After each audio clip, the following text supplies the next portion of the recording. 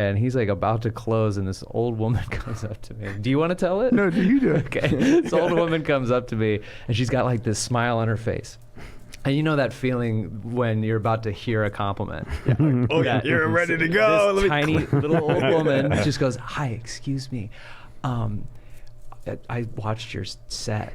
I watched the whole thing, and I wanted to tell you that I thought that you were vulgar and not funny."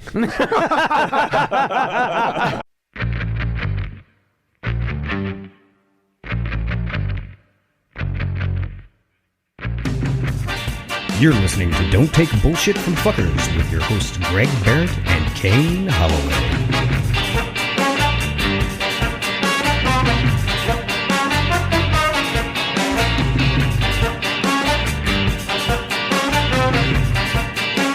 Rolling?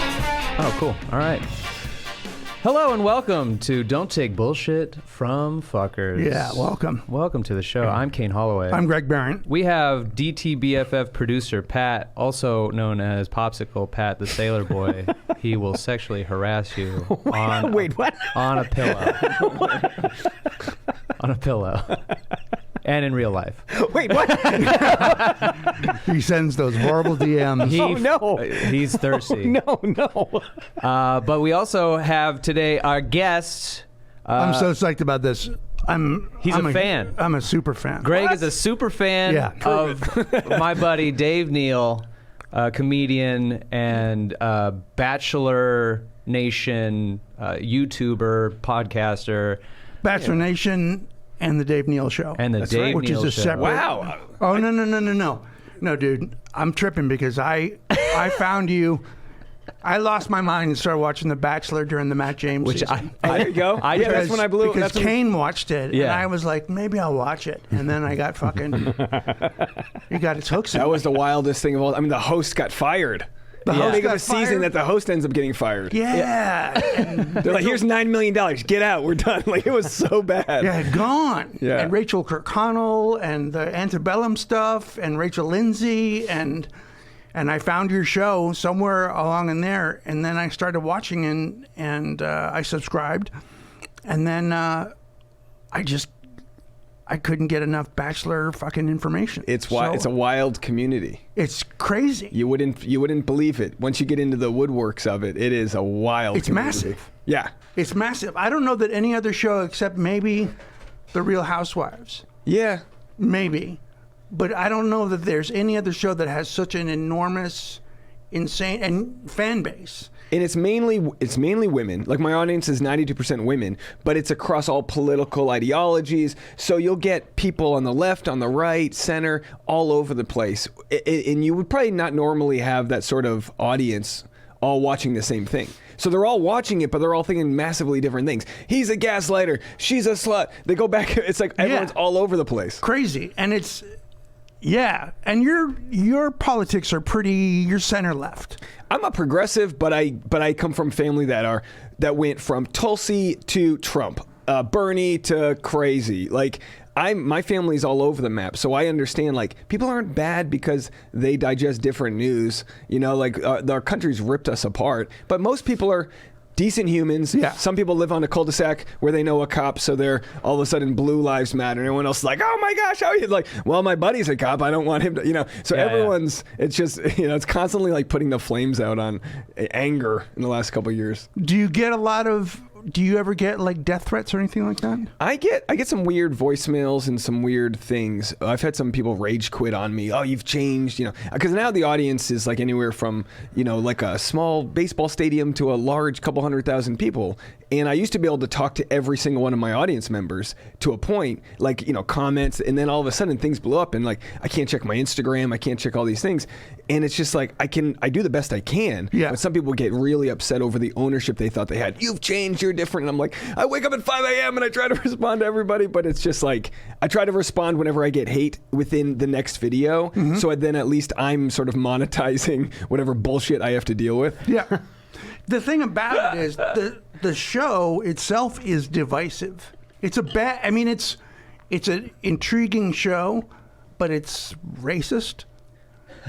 There's a ton of colorism where like they used to get away with just having a couple token. I mean, this is their words, right? Token like black. Or we got the Asian contestant. They'll make it to week 3. These are the things that historically would happen. And then finally they're like, how about a love story that actually makes it, not just like you're checking off a box. And with Matt James' season, first Black Bachelor, they kind of botched it as far as like the editing goes, because they shoot all the content and then they kind of figure out what the story is. Right. He's a playful, real fun, awesome, dynamic guy. He played at Wake Forest football. I think he got drafted pro, and he's a really fun guy. But on this show, they just made it out to be like really toxic. Yeah. And that's what they've always done. They've bred this toxicity, and at some point there'll be, you know, in other reality shows, there's been people that have self-harmed, committed suicide, things like that. That hasn't happened yet on The Bachelor, but it actually has. There's been former contestants that have done that, and it's just wild because the truth of the people are they're not as bad. The villains are never as bad as they want to make them to be. Right. And the heroes are never as good as people want them to be. Right. Most people are just figuring it out. They sleep deprive them. I mean, it's almost like when you're in a fraternity getting hazed, because they sleep deprive you. They take away your phones so you don't have outside contact. You're essentially in a cult. And by day 3, a couple extra glasses of champagne, you're saying shit and doing things to please the producers because you just want to like survive that week. Yeah. And then they run with it in the edit. Right. Yeah.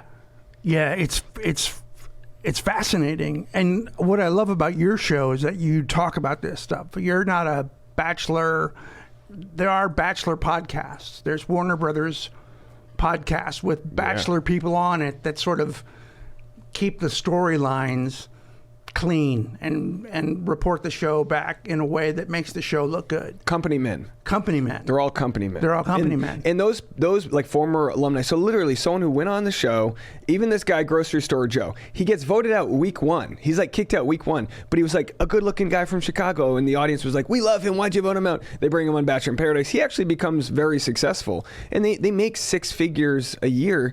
And they don't even have to show up to a studio anymore. They're barely dressed, you know, on Zoom. Ever since the pandemic, they've kind of like sort of just done these Zoom podcasts. And they're just happy as a clam to like support the show and talk about it. And then everyone who doesn't get that good edit, that's like in the good graces of the show, they're on their own. They're not getting approved for guests, you know, because the show will be like, I can't get any former Bachelor as guests on my show. I'm not approved. I can't get screeners because I just like say what I feel. Right. And I don't like it. But because of that, I'm not paid by them. I don't have any bias towards the show. Yeah, no, not at all. But it's still, I mean, I still think it's I mean, I watch you, I listen to Game of Roses. Oh, they're great, yeah. Oh, they're so good. They're so fucking good. But here's the thing. So you always introduce yourself first as a stand-up. So did you start as a stand-up before all of this? Oh, yeah. So you've been doing stand-up I've done stand-up for about a decade. Okay. And then I've done Bachelor recaps maybe for the last 6 or 7 years. And it didn't take off till the second half of the pandemic. So in January of 2021 is when things really took off. And I basically just ripped off some of the format that was being used online for like progressive news and other non-entertainment content was using these like live streaming formats. So I was like, okay, I can do this setup and I can do my Bachelor content, no edits, no post-production. I'm hitting buttons, beginning, music, intro, outro. And then on my intro, and maybe this is good for people starting their own channels, like I'm saying my name, stand-up, Bachelor. I'm saying all these words because Google's going to be entering those into their closed captions, which becomes search engine optimization. So it's important to like hammer down whatever tag words you have early on so that, you know, you'll show up in search. Because if you don't show up in search, you're not on YouTube's the biggest search platform in the world, but if you're not showing up in search, you're just giving this content's just pissing away into the ethers, you know? Right. So as soon as the thing started to take off, YouTube started recommending it. And then because I made everyday content, people started searching, oh, I wonder what Dave's got to say today. So like, even when I'm on vacation out of the country, I'm making content like nonstop, just so like they've got something. And they call them like mealtime videos. And I think a mealtime video has to be between 8 and 20 minutes. So it's this time where you just want to put the thing on, do the dishes, or change your laundry, whatever it is you're doing. You don't want to flip through TikTok or whatever. Put something on, trust that I'm going to get you from the beginning to the end. Yeah. and that's Yeah, I fold my laundry all the time. Yeah. I was actually I was cleaning my kit. I was like, during the Bachelor thing, I was like, oh shit, I saw Dave's doing a live. And so I watched your live, and then I started like doing the dishes. Yeah, and the lives are a longer format. They're more like conversational with the audience. But yeah, those I've already got 4 videos up today.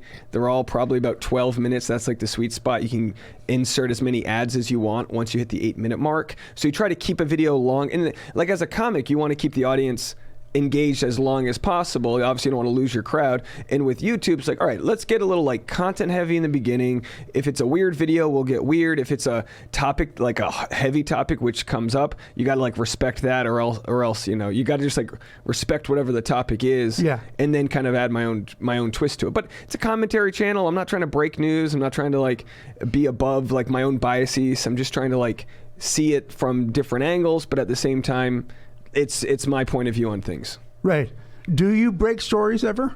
I have. There's like real well-known spoiler people, and when they break a story and I read about it 20 minutes later, I get just as many views as if I broke the story. So it's really, it serves me no purpose. Because when you break a story, if it's so-and-so cheated on so-and-so or some heavy story, that's a big deal to like, you're messing with someone's life in some cases, especially if they get it wrong. There's been instances where people have broken stories and gotten cheating scandals wrong. Oh, wow. And they don't find out till years later and they get divorces and you're like, oh my gosh, not on my watch do I want to. We're all trying to, it's like if you have a heckler in the audience, you want to like slam them. You don't want to destroy their life. Go follow them home, and you know. I'm like, there's a conscience. Go get here. that whore. Yeah. Follow them home and get them fired. But that's what's happening. People are getting doxxed and fired from their jobs and losing sponsors because of their past being brought up. And as comics, we've looked at maybe tweets we've said in the past or bits we've done and go, boy, I probably wouldn't do that one anymore. Or because we always know our intentions are good, but sometimes you're just either not a strong enough skill yet to pull it off, or sometimes you do pull it off, but it's still like when you transcribe it, it's like, oh, that doesn't look good. No, but that's the problem is things are getting transcribed and pulled out of context, and you go, no, the room liked it. People didn't have a problem. My buddy Jay and I did a corporate show. I got my buddy on a corporate show. Do you know this story? I don't think so. I got him on a corporate show in Vegas, and he and he walked one of the audience members, and we had a great time. We each had to do like 15 minutes. It was really good pay at 10 a.m. and they were like, you can go like rated R light, and like Jay just went, he leaned on it, and we all thought it was fun. And then afterwards, so the sound guy's like, that was great, but there's a lady crying in the back, and we were like, what are you talking about? This was 2.5 months ago. I just got paid on Friday, so I had to meet with so they were like, but they took us to lunch after. By the time we were getting our dessert, there was already a company Slack chat happening. The CEO knew who approved of them, blah blah blah. Oh shit. And like it was pretty harmless, his jokes. It was like him making fun of his own body size and things like that. Sure, yeah. He's fat shaming this, and you just go, oh my gosh. One lady in a 200-person audience was able to get him not paid. And of course, I paid him out of my own pocket. So then I'm out. I'm the real one who got canceled because I lost his money. I was like, Jay, I'm going to pay you regardless. This is why you don't bring Jay on the road. I was like, all we had to do was talk. But I'm glad it was a fun experience. But we were like, oh, this is why I do what I do on YouTube and independently, because you can't trust, like, you're only in your boss's good graces until they don't need you anymore. Oh, and we were the easiest people to cancel. The person who booked us and all them, they weren't going to take the sword for it, and I get that. So it was immediate. I had to do Skype calls with this billion-dollar company's lawyers over it, and I'm like, it ain't worth it. It ain't worth Holy it. So they finally shit. paid me on Friday. And signed an NDA, so I can't say the company. You probably wouldn't even, I'll tell you off here. You probably wouldn't know who they are. But this company, the show was at a Vegas casino where there's probably people getting their knees broken 2 floors below. Right. All the crazy things that Their happen. dicks sucked, and we're just talking. losing their livelihoods. Yeah. And so when people talk about like cancel culture, it became political. Like, oh, you think you're being canceled? It's almost like a micro cancel culture that exists. Well, it's not cancel culture; it's consequences. And it's like, was it real? Like, we could have talked that out and it saved $1,000, but in the end, that micro canceling was just an instance remembering to be like, all right, let's keep investing in our own business, because my audience wouldn't have stormed out and they certainly wouldn't have fucked with my money. Sure. But one person can do that. Right. You know, in a corporate That's so world. funny. I took Kane to a corporate in Vegas, The same thing happened. except we didn't get in trouble. Yeah, we didn't get in trouble. But you got some hate? Well, yeah. So they told us like semi the same thing. You know, actually, it was like do whatever you want. But you know, it was like an older white conservative crowd. Don't know why they booked you, and then Just I knew somebody there. Oh, that's what it was? Yeah. So anyway, yeah, I was like in this RV spot in Vegas. It was a corporate gig, and they like sell these big RVs anyway. So I'm like doing my stuff, and I have like some sex jokes or whatever. And as I'm walking out, I like feel like I bombed because I can't. It's in a tent, so I can't really hear. And then I get off stage, and a bunch of the people in the crowd are like, "Hey, good job, man. That was funny," and like fist bumping me. And I was like, "Oh shit, all right. I guess I went better than I thought." So while Greg's doing his thing, I'm like picking at the food and the buffet, and he's like about to close, and this old woman comes up to me. Do you want to tell it? No, you do it. Okay. This old woman comes up to me, and she's got like this smile on her face. And you know that feeling when you're about to hear a compliment. Oh, Yeah. you're ready to go. This tiny little old woman just goes, "Hi, excuse me. I watched your set. I watched the whole thing, and I wanted to tell you that I thought that you were vulgar and not funny." And I thought she was kidding, so I just stood there and stared at her, like waiting for like OJK. I thought you were my favorite, blah blah blah, or whatever.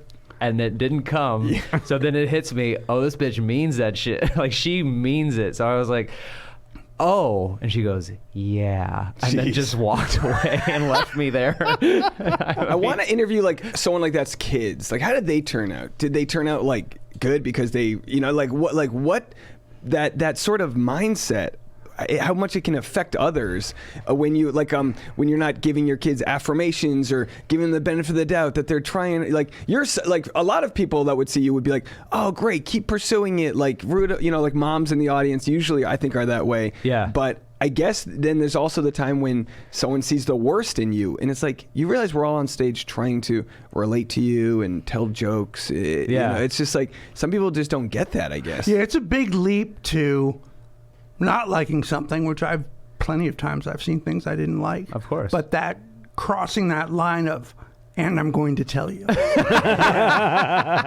I didn't enjoy it, and I'm going to tell you I'm going to tell you all about it. I'm so codependent. I don't leave bad Yelp reviews at a restaurant. Like I'm always like, I don't want to send food back. I mean, I literally have to be eating like raw pork to send it back. 'Cause I'm just like, I don't know, am I a pussy? What is wrong with me? That it's like a people pleaser thing that when I see people like that, I go, oh my gosh, I could just never have the gumption to do that. Yeah, you know what's funny? Our show is called Don't Take Bullshit from Fuckers, and at no point do we ever tell people, fuck with anyone who works in the service industry. If they get your food wrong, don't be a fucking bitch. You go up there and you tell. It's like, yeah, no, there's like a hard line that we think inherently people are doing their best usually. Yeah. And especially as comics and entertainers and podcasters, it's like we put out entertainment for you. And it's not to offend anybody. It's just to entertain you and with this show help in some way. And you gotta know people still. We've had people fucking bow out. Remember when we were getting all those emails from all those conservative Republicans that were like, "Hey man, can you stop hating on the right?" And we were like, "No." Well, people think you were all just like born and bred from Hollywood. Like I'm from a pretty conservative New England. You know, it's like, New England's weird where it's like it's liberal in some ways, super conservative, religiously speaking, and it's like we're not all just like indoctrined to think a certain way. People like George Clooney, he's this progressive. He's from Kentucky. He's just a Kentucky guy who got out and saw the bullshit. Because he educated himself, and again, not to say everything's peachy on one side versus the other. I just think, you know, some people don't realize that. Like, there's a subreddit called "Am I the Asshole?" And you know, you type in like, "All right, here's the full story. Am I the asshole?" And a lot of times people are like, "Yeah, you were the asshole." All right, cool. Because we just see it from the first person like storytelling of our own life. We don't realize when we are the asshole. And you know, everyone in a relationship knows, like, you know, when your spouse is the asshole, you don't have to tell them, but you're like, all right, this is not on me. And sometimes you're like, all right, I guess I was defensive. I guess guess I was the asshole. And we're just so primitive that we don't. It's almost like just dogs biting each other and not realizing who's in the right or the wrong. It's just like primitive survival. Yeah. And that's what the internet becomes when you get called out for stuff. It becomes primitive survival, not like long form convo. Podcasts, YouTubes are just the last bastion of being able to understand people that you might not agree with on everything. Sure. Yeah, absolutely. Do we have anything else before we get out of this segment? I don't think so. All right. Well, on to the next one. We'll be right back.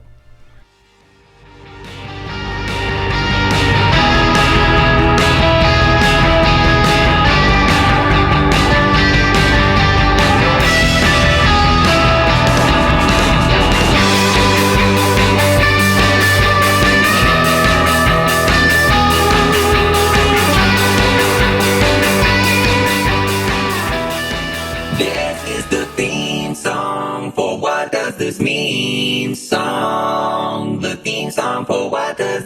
song. We'll read a self-help quote, and they're definitely not memes. Memes are something completely different than quotes. Quotes are supposed to help you through all the bullshit in your life. And memes are like that poster of that cat hanging from a tree, and it says, hang in there, baby, or Mondays, am I right? Mondays, am I right? So if you can think of a different title, then we'll probably change it. Hey, welcome to What Does This Meme, our second segment. Dave, you don't know anything about this. No, this is our segment where we read off inspirational quotes. They're not memes. They're not memes We've at all. mistitled the whole segment. We never changed it. He didn't understand it, and I didn't really get it either, and so then we never corrected ourselves, and then it's And then just, my daughter was like, they're not memes. They're not Dad. They're memes. self-help quotes. I like it. Yeah, so it's What Does This Meme, and it's staying that way forever. Okay.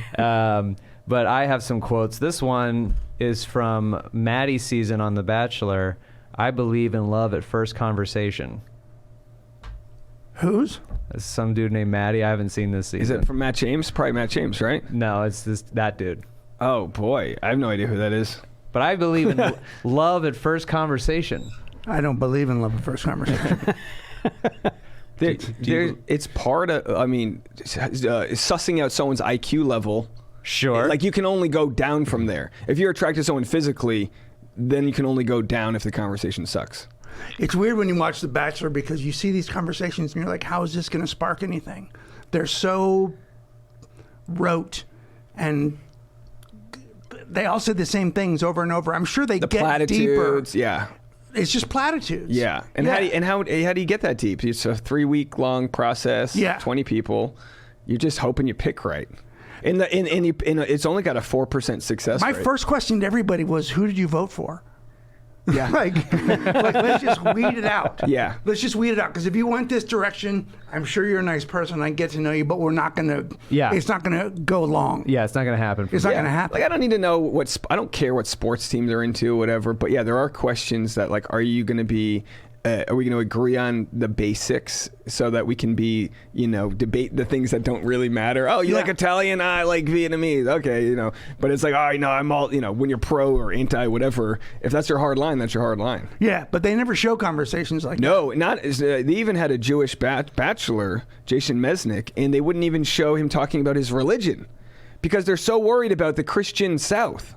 Yeah, which is wild. huge. Yeah, and that just reflects the problems in our country, that we're so worried about offending people. Like, I was raised Catholic. I have an uncle who's a priest. We can talk about the issues within the different churches, the mega churches or whatever, because you got to call the bullshit on all the hypocritical things so that we can at least get to the same sort of belief. Like, all right, this is wrong, that's wrong. But they don't want to edit those. They don't want to ruin any. They don't want to lose anybody.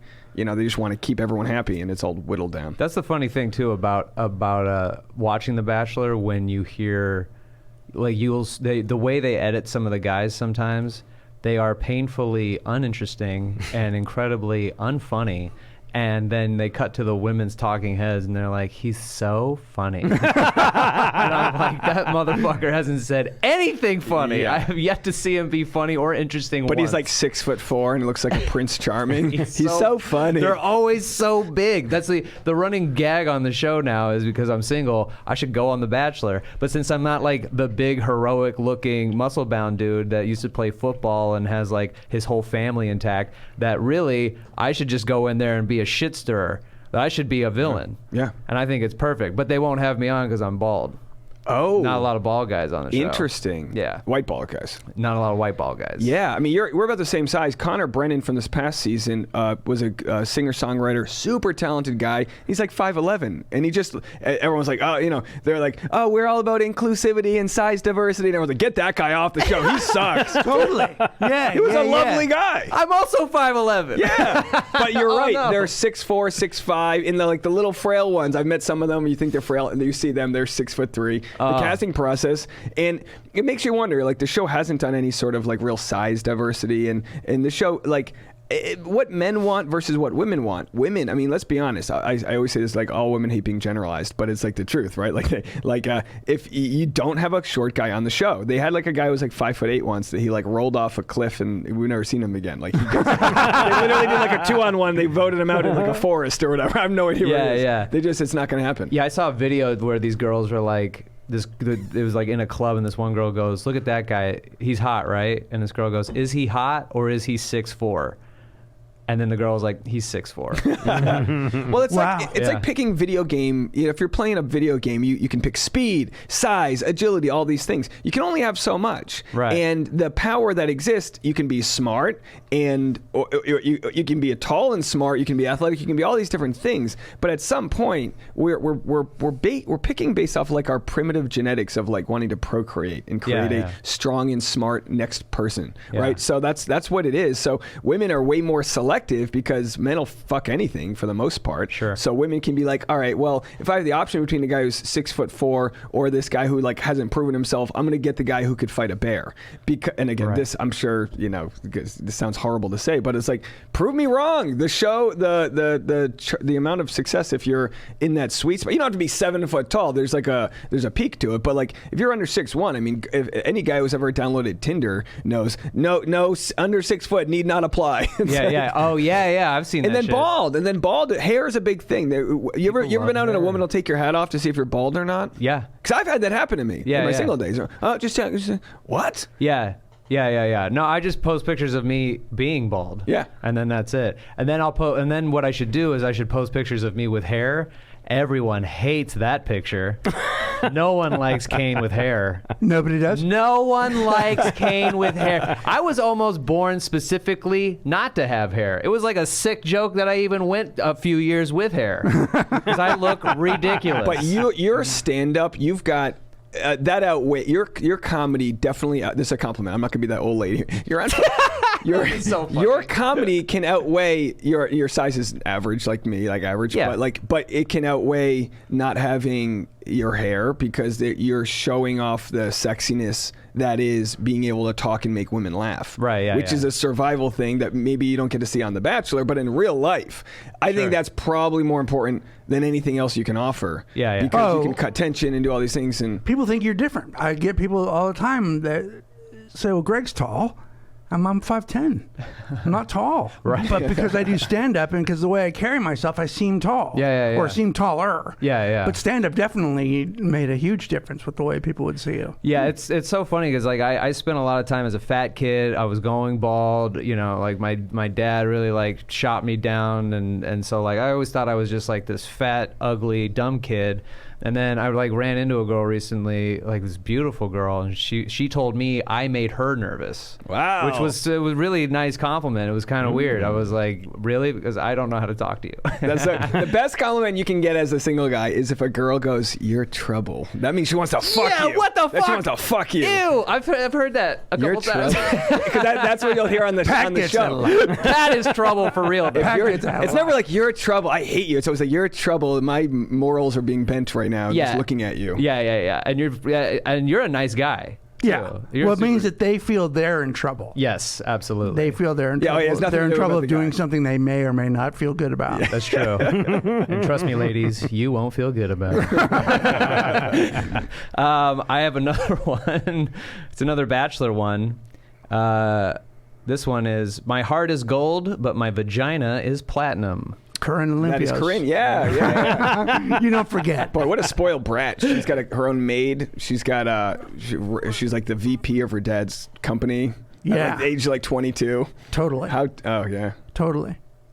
She's isn't she seeing somebody famous right now? She was just spotted with Scott Disick, who was What is he Khloe famous Kourtney for? Kardashian's ex.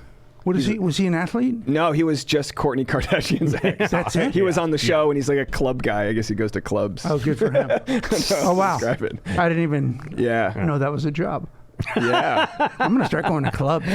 Go to clubs. I'm going to go to clubs. I think Yeah. you clean up in clubs. No, yeah. I mean, you couldn't do anything about it, but you feel like you're a little bit trouble. I'm in trouble. You got a little trouble in you. Do you have anything today, Pat? I do. I have a couple here. This one, hurting back the people that hurt you makes you just like them. All right. No, it makes you feel better. Yeah. That's the old eye for an eye, Gandhi. Yeah. I'm going to run full speed and tackle my dad to the ground. That'll make me feel better. Well, you might not feel great afterwards, but it is nice to see a little justice. You know, Sure. Yeah, that's always fun. absolutely. You know, just- Absolutely. see what it feels like. I've also got. That's all of sports.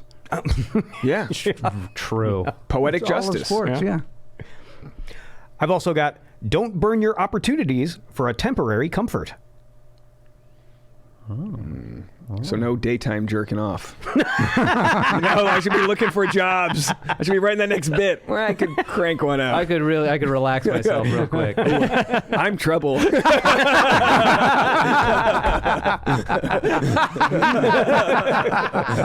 Yeah. That's a good one. That's a damn good one. Yeah, that is the person I'm troubled to the most is me. It's me, yeah. for sure. Oh, Yeah. yeah. What else you got? I've also got a couple from the last couple weeks. I've been reading ones from Real Man Quotes. I love real man quotes. Oh man, these are so fucking bad. I got one here. Men hate disrespect more than they love sex. Nope. No. No, they don't. I love hard stances on what men think. Like, Yeah. yeah, you can disrespect me all day. Spit in my face. I'll still have sex with you. No one's. I never think about whether somebody respects me or not.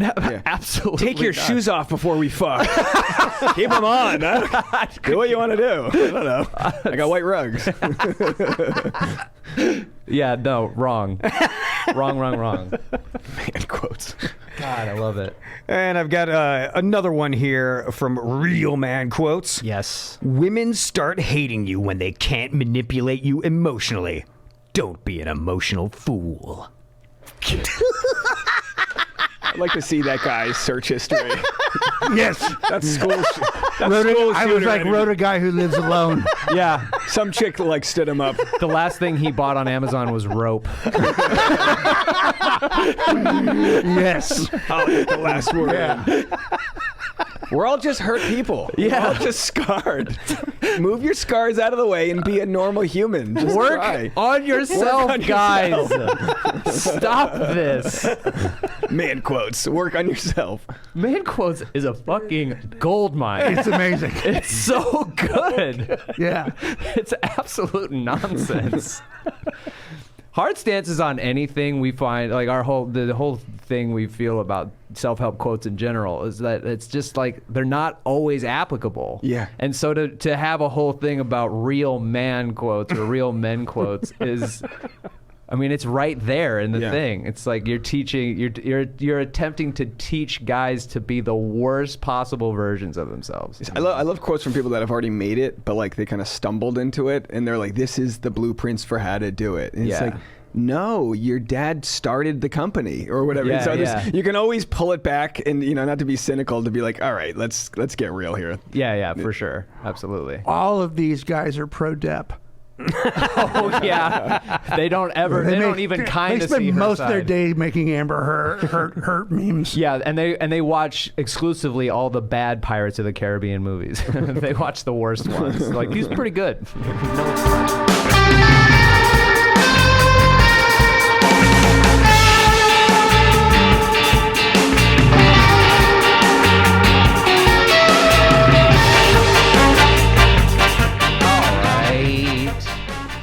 Yes, we're in it. Segment 3.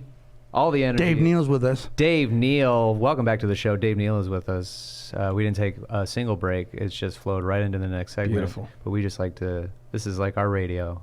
We just like to pretend we came back from station identification. Yeah. We have a question in from Sophia. She has shitty dad syndrome. Hey, Greg, Kanye, and Pat, I have written and rewritten this so much. So I'm just going straight into it. My father is a diagnosable narcissist. Actually, I think he is one personality disorder short of having the dark triad. There's too much shit to go into here, but he did something that sent me spinning for longer than usual. My birthday was yesterday, and after not responding to the Happy Easter and birthday messages I sent him last month, he sends me this. And it's a picture that says Happy in Heaven Birthday. Or so Happy Birthday in Heaven. And the in heaven is in between happy and birthday. Sophia. And then it says, I will never forget your birthday and I will never forget you. I love you and miss you so very much. Okay? Not only is my name spelt wrong, but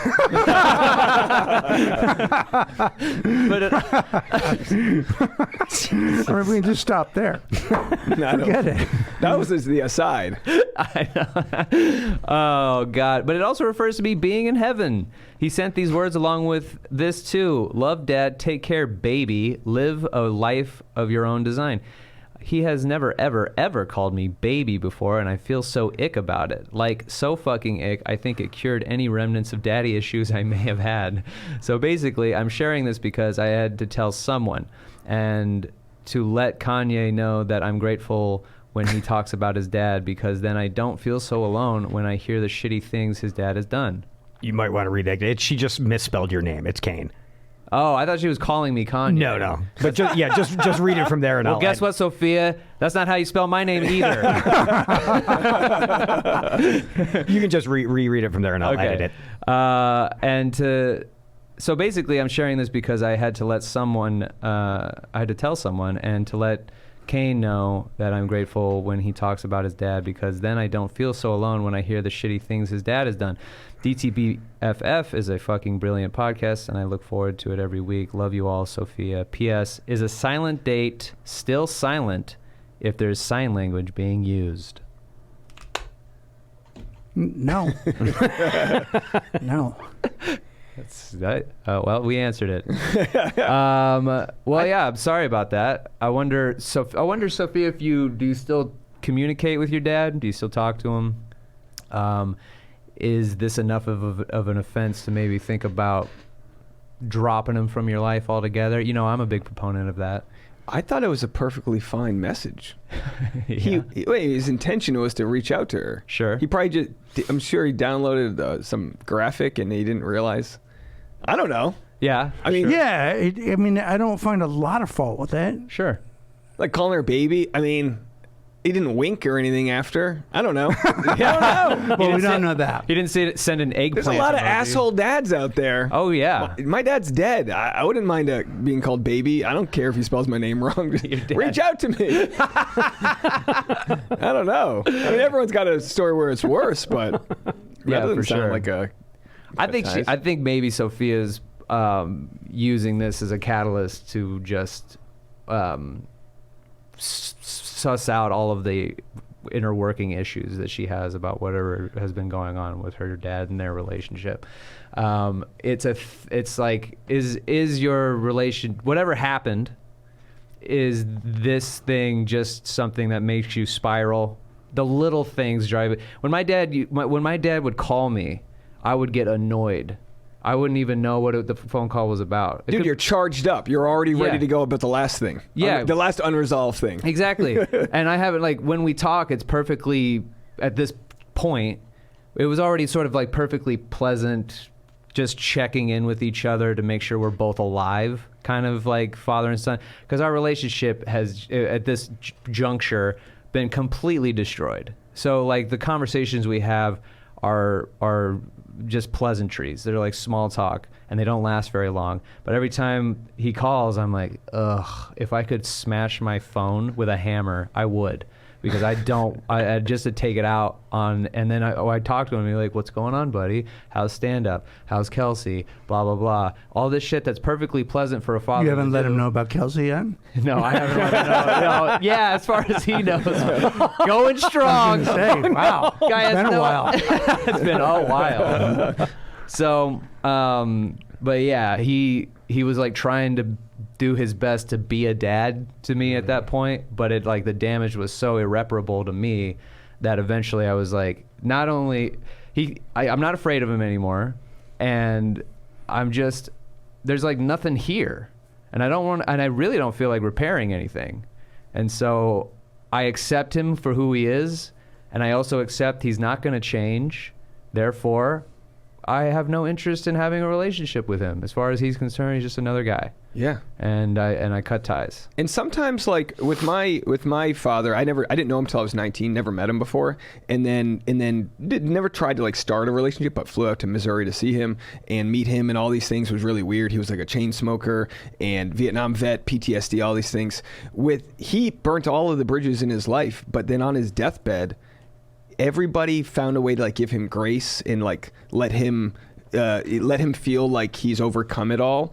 And it's kind of like like you're down by 3-pointer to end the game. It's like, well, the whole game was kind of fucked, but at the end we got what we wanted. Right. And he got to have those phone calls with people, and all of the burdens that he had from never recovering from Vietnam and all these other issues, the PTSD that he had, at the very end, none of that mattered because he was so sick. Like that, almost like in survival mode, you got to see the real him. Yeah. And everyone's journey is different. Sometimes you will repair that. Maybe he'll show up at a time when you completely don't expect it and things are different, like a traumatic thing might happen. Or you might realize you've learned a lesson, so when you have kids, you're the best dad in the world. Like sometimes it's just about breaking cycles. Yeah, absolutely. Oh, for sure. Yeah, I mean, write in again, or if you want, you can message me directly at Kane Holloway on Instagram if there's like more you want to talk about that maybe you don't want to divulge on the show, and you can like try and work it out. No judgment. So I understand what you're going through. So yeah, you can email into the show if you want more details. dtbffpodcast@gmail.com. All right, on to a Reddit remix. Reddit remix. My boyfriend says my anime sex doll should not be competition for me. My boyfriend has a sex doll. It's not like Lars and the Real Girl. It looks like an anime girl and couldn't pass for a real person. This is why he refuses to get rid of it. He says I shouldn't be jealous because she's fulfilling an impossible void. No real woman could have boobs and an ass like hers, hair like hers, be willing for any act all the time, etc. He doesn't see her as a real person, and he says it's the same as me owning a dildo or something. I don't own a dildo. There we go. I'm 24, and I thought both of us were too mature and financially unstable to waste, to waste money on sex things we could just do with each other. But the anime doll apparently disagrees. He keeps her in our bedroom closet, but I literally have my clothes in there. She's wearing them. I love that that's just part of the concern. It's my clothes closet. Put it in the shed like a lady. And he doesn't clean her. I don't want to break up, but the longer I live with him, the closer I am to snapping and setting it on fire. This girl's great. How can I phrase the fact that I want him to get rid of it in a way that doesn't make him seem jealous, or doesn't make me seem jealous or prudish or unreasonable? And am I being any of these three things? Is she being unreasonable? Well, if you looked at it in reverse, this wouldn't, a male having a sex doll isn't the same as a woman having a dildo. It'd be like if a woman had a sex doll of, of a man. Of a guy. Yeah, So if the equivalent of a dildo is a fleshlight, which I would think women find that weird, but I think that's fair if that's what you want to have. Absolutely. But I still think women would find that weird because it's kind of But Well, anything we do is weird. Yeah. So women are going to find it Anything weird. that collects your cum that has to be washed or hosed. Anything. Specifically. Don't go to that side of the backyard. That's where Daddy washes out Hoses down his fuck sex holes. lights. His fuck holes. But imagine if he comes home and she's sitting down on Ralph, some sort of like blue collar mechanic sex toy, or some Sibian plugged in. Like that's Telling clearly, her positive affirmations. Yeah. But if your sex life is healthy and you need to keep burning energy off, then I think it's fine. But if you're like not having sex in a healthy way, or one partner's not getting what they want, then you can't bring in the additional items. Like finish your plate first. Yeah. Right. I mean, the question to ask would be, how is your actual sex life? Right, yeah, absolutely. Maybe he's better for practicing. Yes, yes, yeah. Yeah, maybe this isn't a long-term thing that you're in. Yeah, it's kind of weird. Sex dolls are weird. Yeah. But I think all of us, if we just like showed up to some place and there was one plugged in, you'd look at it like, all right, it's like to purchase one. Yeah, like for 2 seconds she'd be like, no, no, no. I would want a sex doll to like do what a normal woman would do, like judge you and shit on you at the bar. Like, make me earn it first, you know? Like, You want a whole ass relationship. you don't want some chick to be like, oh, come fuck me. Like, no, tell me my dad didn't believe in me. Tell me the things I need to hear to come. You know? Be a lady about it. It's just me. Great. That was a real man quote. Oh fuck. Dave, thank you so much for being on the show. Do we have time? Or we got some time. We got a little bit. Do you want to do another one or what? Oh, no. We should wrap it up. We should just wrap it up. All right, cool. Get his plugs and then we'll do it. Gotcha. Okay. Dave, thanks so much for being on the show. Thanks for having me, guys. I appreciate it. Yeah, totally. Yeah, you were great. And not only should you subscribe to his YouTube channel, listen to his podcast. You're gonna You will love dig it. Check Dave out. Where are you going to be in like the next couple You know of what? I just got back from Chicago and I have no idea what's next. So just follow me on Instagram, Dneals, and I'll figure it out. You have no clue. I'm getting married this year, so everything I'm doing it revolves around that. Congratulations. Yeah, thanks. Oh, I mean, yeah. it's just such a You and long Tasha. process. We've been together for so long. We're just like, we'll just do it already. Hey man, help me believe in it again. Oh, jeez, help me believe in it. Don't ask me. No, I'm kidding. Things are going well. I can't wait for it to be over. I can't wait for all the planning to be over because it's so stupid, especially with the pandemic and flight prices just keep going up and it's a destination wedding. We're like, no one's going to show up. But either way, that's where I'll be. I'll be on a beach in Mexico saying I do. Cool. That's my awesome. Thanks. Congratulations to you. And you'll still I watched you on your vacation, dude. I don't know how you stay in a relationship. You were in Hawaii for 8 days? Yeah, about that, yeah. And you were doing 4 videos at least a day. I was doing them from like 9 to 11 at night because the time change. Usually I release them right when I make them, but I was doing them at night so that they would go live the next morning. And my fiance was passed out on the couch, on the bed when I was doing But them. also, Tasha is a working model. Yeah, So, she's busy. I've watched them have that. Please don't make me take another picture of you eating brunch fights. Oh yeah, I mean sometimes it pays for the hotels, you know, like the sponsored deals, and it's like, all right, I'll be up at 7 a.m. to go get the shot on the beach, and I'm making my content at night, but like it all kind of works out. Yeah, it's the reason we can travel because I can make my content on the road. Yeah, Tasha, she's a saint for dealing with the bullshit. Now that we're in a 2-bedroom, it's fine, but I was doing this content from a studio apartment, and she just would have to like put earplugs in. You know? Like God bless her. Yeah, absolutely. So yeah, follow D Neals, see him live when he's in your area. Very funny stand up, and hopefully we could do some shows together again. Dude, I would love that. It would be great. We're long overdue. Yeah, absolutely. So next time, if we can get some shows in LA, the next time I'm back. Absolutely. You can follow the show at DTBF Podcast. Bleh. You can follow the show at DTBFF Podcast on Instagram. You can email into the show, dtbffpodcast@gmail.com. Support the show, patreon.com/dtbffpodcast. You can also follow me at Kane Holloway on Instagram. It's Gregor's on Instagram and GregoryBehrendt.com. I'm at DTBFF Producer Pat. You can also call in the show. What's that number, Pat? That number is 323-379-5544. Don't take bullshit from fuckers. Fuck them. Hey there, if you like the show, you can find bonus episodes and more at our Patreon at patreon.com/DTBFF podcast. And then rate the show 5 stars on iTunes because it's the right thing to do. All music by the Rating Monarchs, produced by Patrick Kelly.